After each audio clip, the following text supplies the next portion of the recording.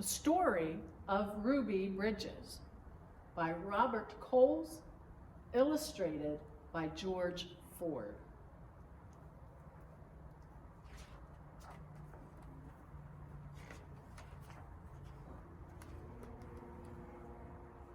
Our Ruby taught us all a lot. She became someone who helped change our country. She was part of history. Just like generals and presidents are part of history, they're leaders, and so was Ruby. She led us away from hate, and she led us nearer to knowing each other, the white folks and the black folks. That begins our story. Those are comments by Ruby's mother. Ruby Bridges was born in a small cabin near Tylertown, Mississippi, where we were very poor, very, very poor. Ruby said, "My daddy worked picking crops. We just barely got by. There were times when we didn't have much to eat. The people who owned the land were bringing in machines to pick the crops. So my daddy lost his job, and that's when we had to move. I remember us leaving. I was 4, I think. In 1957, the family moved to New Orleans. Ruby's father became a janitor. Her mother took care of the children during the day.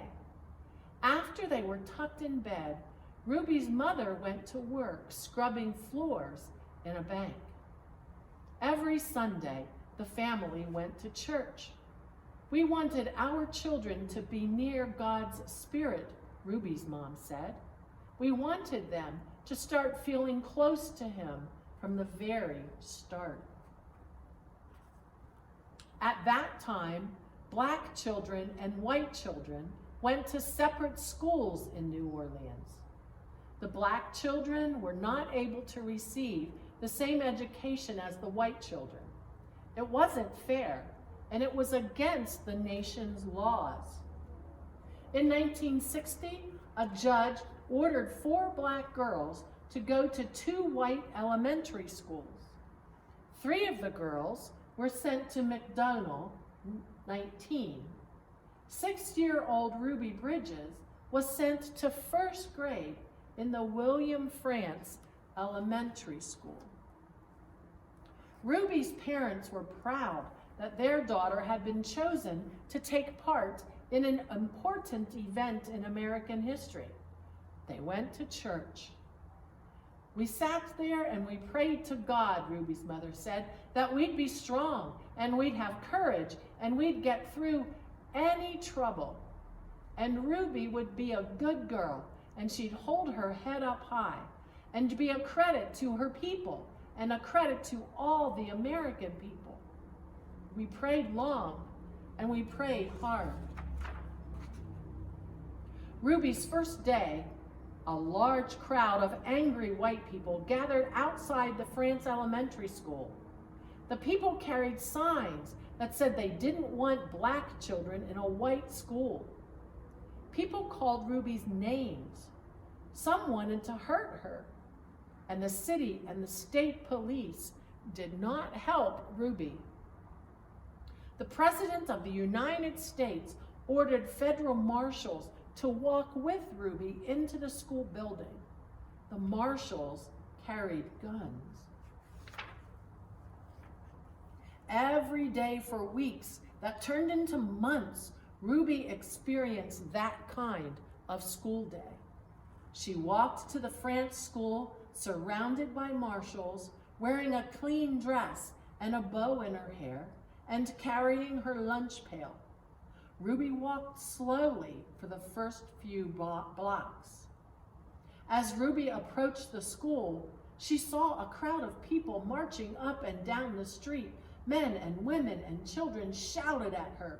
They pushed toward her. The marshals kept them from Ruby by threatening to arrest them. Ruby would hurry through the crowd and not say a word.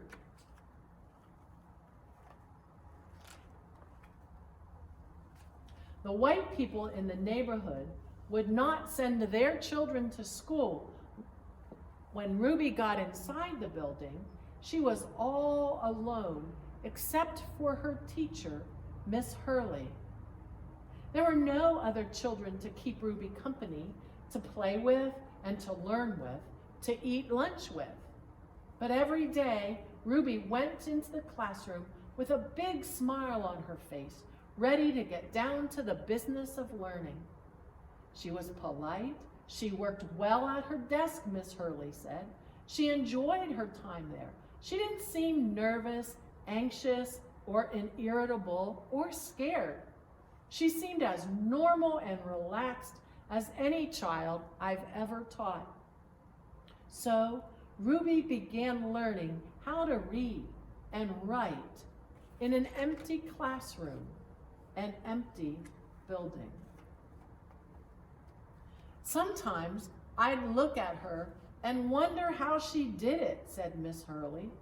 How she went by those mobs and sat there all by herself, and yet seemed so relaxed and comfortable.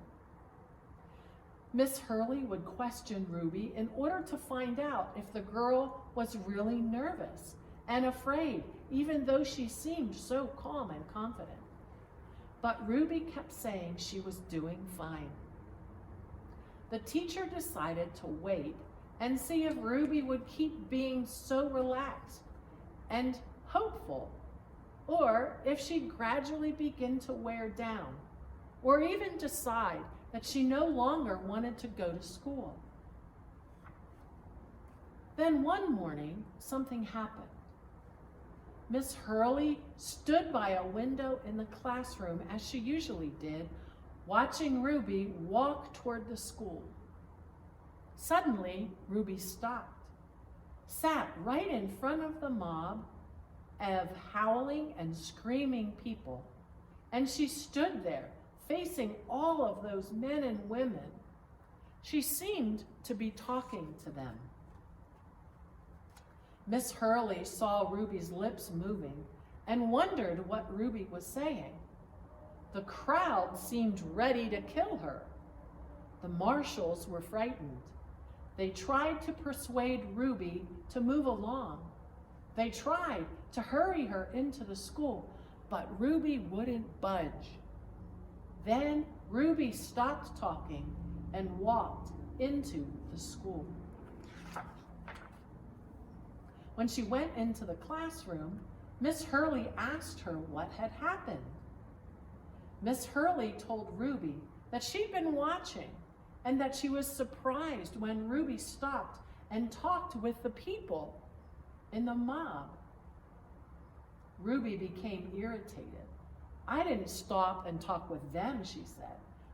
But Ruby, I saw you talking, Miss Hurley said. I saw your lips moving. I wasn't talking, said Ruby. I was praying. I was praying for them. Every morning, Ruby had stopped a few blocks away from school to say a prayer for the people. This morning, she forgot until she was already in the middle of the angry crowd. When school was over for the day, Ruby hurried through the mob as usual, and after she walked a few blocks and the crowd was behind her, Ruby said the prayer she repeated twice a day, before and after school. Please, God, try to forgive these people, because even if they say those bad things, they don't know what they're doing. So you could forgive them, just like you did those folks a long time ago, when they said terrible things about you.